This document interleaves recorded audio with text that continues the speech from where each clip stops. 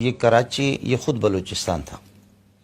خانہ افقلات جس کی حکومت تھی یہ کراچی دریائے سندھ سے آگے. یہ عربی تاریخوں میں تاریخ البلوش اور اسی طرح عربی انسائکلوپیڈیا ہے، اس میں 250 صفحات آپ کو ملیں گے اور اس کا عنوان ہے البلوش من العرب. البلوش من العرب، جی ہاں. اور یہ حلب اور یمن سے یہاں سے آئے ہیں بلوچ برادری. ہماری ثقافت، ہماری روایتیں اب بھی آپ کو حیرت ہوگی کہ جو کعبۃ اللہ کی چابی جس کے پاس ہے عبدالرحمن بن صالح، تو ان کی بیوی بھی بلوچن ہے، مینگل ہے. تو وہاں جو نیشنلٹی بھی ان کی ہے. اصل ہماری یہ جو پٹی ہے کراچی میں جو بندرگاہ ہے اور گڈانی، اس سے آگے ڈام سومیانی یہ بلوچستان ہے، اور اس سے آگے اگور ہے بلوچستان بندرگاہ ہے، اور پسنی ہے اور گوادر ہے، جیونی ہے. یہ پورے پٹی بلوچستان کے یہ سمندر پر یہ بندرگاہوں کے نام میں لے رہا ہوں.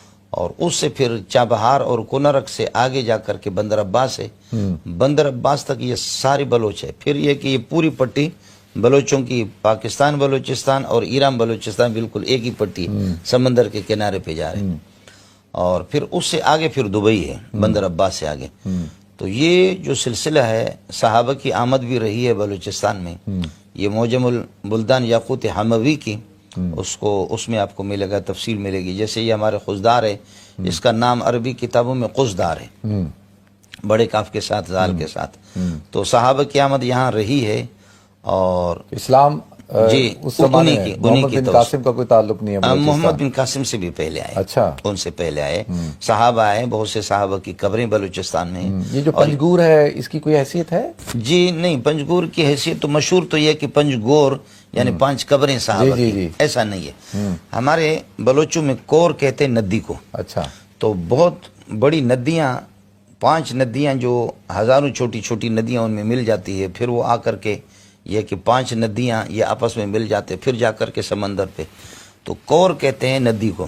تو یہ پنج کور ہے، پنج کور. تو اس کور کو گور لوگوں نے بنا دیا. ہم تو علاقے والے لوگ ہیں. اچھا، ایک چیز میں نے الحمدللہ آپ کی بات میں کاٹ رہا ہوں کہ یہ جو ہماری حدیث کی جو کتابیں ہیں جیسے کہ ابو داؤد ہے، نسائی ہے، تو ان میں نے بھی جمع کیا اور لوگوں نے کام بھی کیا. اس میں مکران کے یعنی راویوں کی حدیث نقل کرنے والوں کی بہت بڑی تعداد ہے کہ جو حدیثیں نقل کرتے ہیں صحابہ، تابعین، تبع تابعین سے.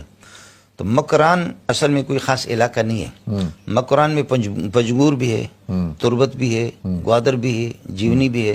یہ بلوچوں کی یہ جو پٹی ہے جتنی، اس میں کئی علاقے ہیں. یہ مکران کا علاقہ ہے، مکران اس کو کہا جاتا ہے. اس میں راویوں کی بڑی تعداد ہے. اور پھر صحابہ کی آمد یہاں رہی ہے، کفر بھی یہاں تھا، اور یہ ہے کہ جہالت یہاں بہت رہی ہے. اور بلکہ عربی تاریخوں میں یہ شاید ہمارے حضرات بلوچ محسوس نہ فرمائیں، عربی تاریخوں میں یہ بھی لکھا ہو کہ یہ عربوں کا قبیلہ ہے. یہ لس ہے اصل میں، لس اصل میں ڈاکو اور رازن کو کہتے ہیں. تو ڈاکو اور رازن ان میں تھی.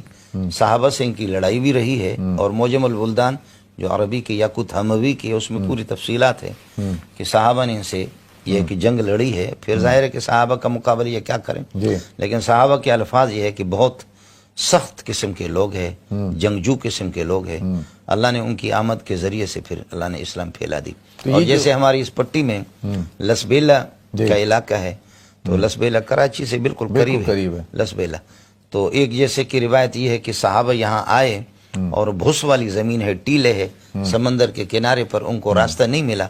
تو انہوں نے کہا کہ لا سبیل لا سبیل، اس طرح راستہ نہیں ہے. تو اس لا سبیل کو ہمارے بلوچوں نے لسبیلا بنا دیا. اچھا، جی جی، یہ اس طریقے پر ہوا. تو یہ جو سیستان کا جو تعلق اس کا جی، سجستان اور سیستان یہ تو ادھر پوری پٹی ایران سے، لیکن اس کا بھی بلوچستان سے تعلق ہے. جی ہاں، سیستان خود ہی بلوچستان کو کہتے ہیں. اچھا، ہم بلوچ لوگ سیستان کہتے ہیں اس کو. اچھا، جی ہاں، بلوچستان.